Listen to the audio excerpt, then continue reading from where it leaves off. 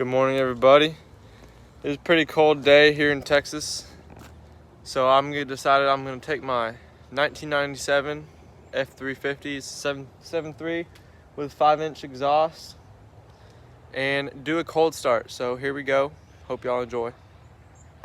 Now it has some trouble starting in the cold often, so we shall see how it goes.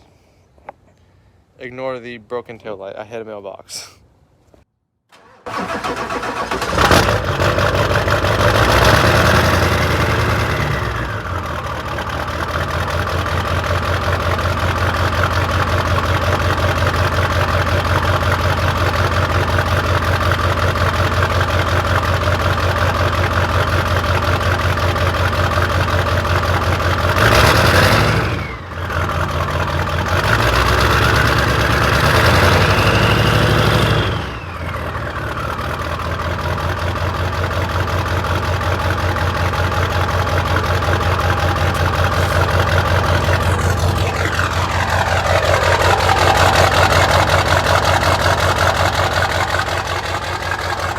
There you go, y'all. Last night it was 36 degrees. Let me know what y'all think in the comments. Have a good day.